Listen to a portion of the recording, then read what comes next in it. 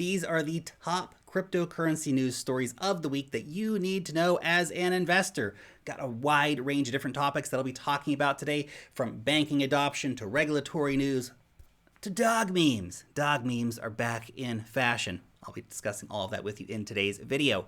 My name is Lark. Every day I make videos talking about cryptocurrency investing. So if that's a topic you'd like to stay up to date with, maybe learn some more about, make sure you subscribe to the Lark Davis channel. Also, if you could take a quick second to tap on that thumbs up button for the YouTube algorithm, that would be much, much appreciated.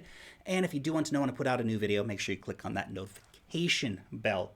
By the way, if you want to trade some cryptocurrencies, I can recommend doing that over on Femex. You can long, you can short, you can buy on spot markets as well. Bitcoin, Ethereum, Solana, Chainlink, all of the most popular coins. Use the link down below to start your account. You'll get 10% off of your trading fees and up to $1,200 in trading bonuses. $100 just for doing basic things like making your first deposit, doing your first trade, and $1,100 for depositing a Bitcoin. So go ahead and check that out using the first link in the description. Let's get into the news. Dog memes are back. They're back, man. Oof. Dog memes. Shiba Inu up like 400% this week. It has been crazy, man. Crazy. Dog memes. Dog memes. It's crazy. Well, congrats to all of the Shiba Inu holders. Dog meme. I'm surprised. I keep doubting dog memes, and they keep popping back. Shiba Inu, at the time of recording this video, was like the 12th biggest cryptocurrency. You know, the funny thing is that I was talking to my brother, and his wife was saying, we need to buy some Shiba Inu. I say, no, don't buy Shiba Inu. That's crazy. It's the dog meme. What's up with this dog meme stuff, you know? That coin. And here we go. She was right. I was wrong. Dog memes, man. Dog memes. They're back in fashion. They're back in fashion. For how long? Who knows? But right now, we are seeing the dog memes pump up. Of course, Shiba Inu rallying big time. Dogecoin is up. All of the little dog coin impersonators also rallying on the back of Shiba Inu's big dog meme inspired rally. There you go. Dog memes are back, guys. Now let's talk about NFTs, because this is, I think, a really big and important statistic to have a look at. NFT trading volume has hit $10.67 billion in Q3, up 700% from the previous quarter. We are seeing NFTs going mind-bogglingly crazy, and it's a good thing. I'm excited about NFTs. I like NFTs. I think NFTs are cool. And I know there's a lot of people out there who still don't really get it. They think, well, I'll just right-click save, and I've got the NFT now. It's like taking a selfie with your phone in front of the Mona Lisa. You don't own the Mona Lisa once you've done that. But I understand there's a lot of garbage out there, and there's a lot of the NFTs that realistically in a year's time are going to be worth zero. There's pumps and dumps and scams and the exact kind of grifters and scammers who you saw launching garbage ICOs and raising millions of dollars, and now launching garbage NFT projects, which are literally just, they're copying and pasting the code of more popular projects, launching them on different chains. It's ridiculous. There's a lot of scammy stuff going on in the NFT space. But all that scammy stuff is going on because the NFT space is so promising, because there's so much good stuff in the NFT space. If there wasn't money to be made, the scammers wouldn't show up. You understand that, right? So we're seeing, you know, these premier collections like art blocks or crypto punks reaching hundreds of thousands of dollars per coin. We see lots of cool new collections launching all the time that you can get in on as an investor. If you want to be a speculator in NFTs and come in and play that game, get in early. Get in early on new collections. Get your nose to the ground. Try to find those hot new collections that you like.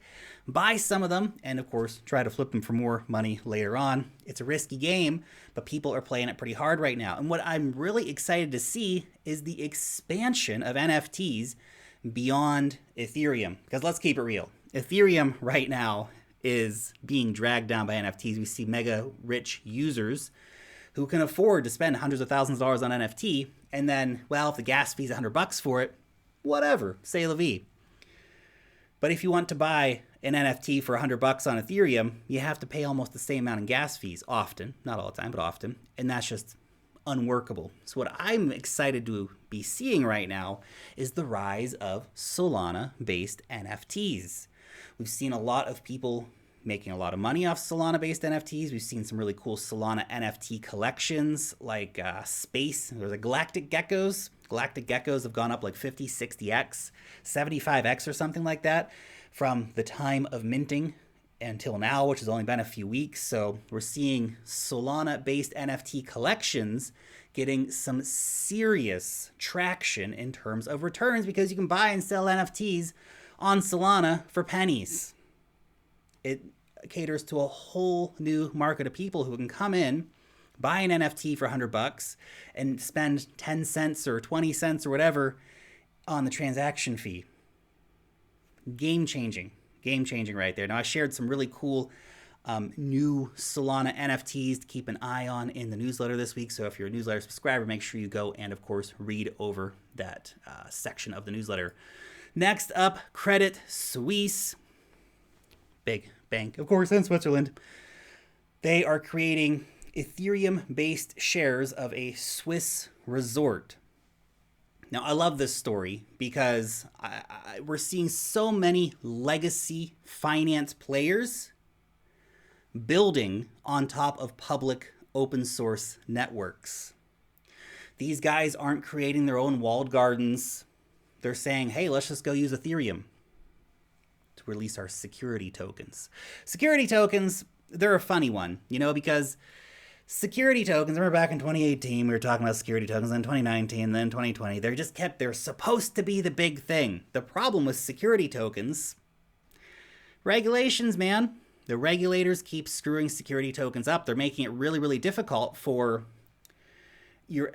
any old company or whoever might want to issue out a security token on a public network to do that. The regulatory framework's just not in place right now. Because when you do that crossover between the traditional world and the crypto world, you've got this barrier of the regulators in the middle saying, no, you can't move these traditional assets into the digital world. But we are starting to see some players doing just that.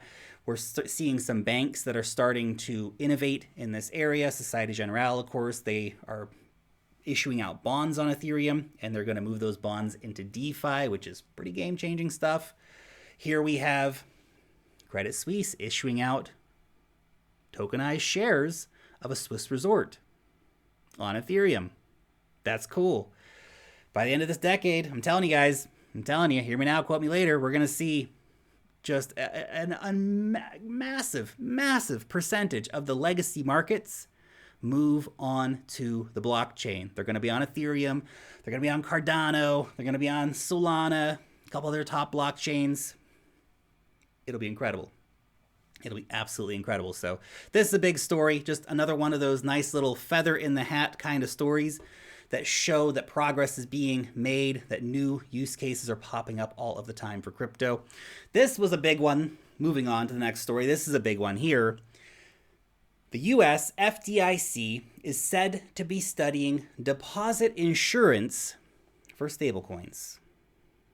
So-called pass-through coverage would ensure the holders of these tokens against losses up to $250,000 of the bank holding the collateral were to fail. That's pretty interesting. Isn't it? This would be cool. Now look, I've always thought and I've always said on this channel that FDIC insurance is, to be honest, a bit of a false security net. People seem to think that I'm going to be covered, my bank goes under, I'm going to be covered. The FDIC only insures around 1% of US deposits. That's all they have. They don't have the whole system insured. It's like 1%. 1%.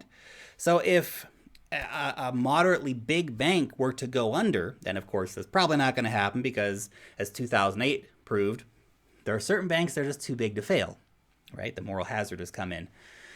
But still, in that situation, if a bank that controlled 3% of U.S. depositor money were to collapse, the FDIC would not be able to cover it. They would only have a third of that money. Government would have to step in, bail out, et cetera, et cetera. So the FDIC, it's not really what a lot of people think it is. But that being said, if we do see FDIC insurance being passed on to certain stablecoins, come on, that's big. That's big, because that is if nothing else, it is a seal of approval, and it is saying to investors that This is a serious asset. You can hold stablecoins. You're going to be safe. If your stablecoin provider goes under, well, we got you. Up to $250,000, of course. So that's pretty cool. That's pretty cool. I think it's one of those things that will make a lot of investors feel better. It's one of those things that'll make a lot of investors feel safer getting into crypto, knowing that the FDIC is insuring some stablecoins. So I like it. I dig that story. Next up is U.S. Bank. Covered the story earlier this week, but I wanted to repeat it is a top news story of the week. U.S. Bank is now providing custody services to their customers for Bitcoin, Bitcoin Cash, and Litecoin. We are going to see every major bank launch some kind of cryptocurrency services over the next few years. In fact, over the last year, we've seen quite a few major banks launch services for customers. I'd say of the top, let's say a top 10 US banks right now, probably 5 of them have some kind of cryptocurrency service. And that ranges just from letting their elite customers offer, CME futures trading for Bitcoin to doing things like, you can actually now custody your Bitcoin with us, and to others, you can buy your Bitcoin with us and we'll custody it for you. These are great stories. This is great adoption. And yes, I want to see it for regular retail customers as well. Almost all the stories we've seen in the US is just catering to the elite clients. What we want to see is for your mom and pop, your Uncle Joe, you, your neighbor, your coworker, everybody to be able to go to their bank and buy Bitcoin. That's coming. That's coming. Those relationships are being built. Those relationships are starting to come to fruition. PayPal launching that exact service for people, that was the shot heard around the financial world. All of these banks, yes, they're starting with the rich clients, but I guarantee you that if you're to look at these banks' sort of 2 to 5 year strategic plans, they're all planning on launching retail-focused cryptocurrency services. That brings a gargantuan, big superlative word of money into the market. No one's bullish enough. Not even close. Not even close. Next story for you. JP Morgan institutional investors are favoring Bitcoin over gold. Although JP Morgan also said recently that institutional investors are favoring Ethereum over Bitcoin. So I guess it goes Ethereum, Bitcoin, then gold. But it's still interesting. It's still interesting because what we're seeing is a major endorsement by the biggest financial players that Bitcoin is a store of value, Bitcoin is a serious financial asset, and probably the most important realization to have about Bitcoin is that all these serious investors are looking at Bitcoin as a gold replacement. But here's the problem. Here's the problem with that. The problem with that is that Bitcoin is worth 1/10 of the market cap of gold, which means if you are buying Bitcoin based on the idea, this is a gold 2.0, this is a gold replacement within my portfolio, then here's the straight dope. You are buying an asset that's still in price discovery. You are buying something that will be worth the same as gold, probably more because of the verifiable scarcity, the portability, all that fun stuff. And yet, it's only worth 1/10 of the price. That's very interesting. I think the value proposition, this seeing Bitcoin as the safe haven against inflation, the hedge against inflation, the store of value on par with gold in your portfolio, it's catching on with a wide range of investors right now. We have big famous macro investors out there talking about it. We have regular investors starting to understand this. Gold's still cool. I like shiny metal coins. They're neat. But realistically, Bitcoin, it's a 10x from here to get to the market cap of gold. And it's going to do that. The only question is when.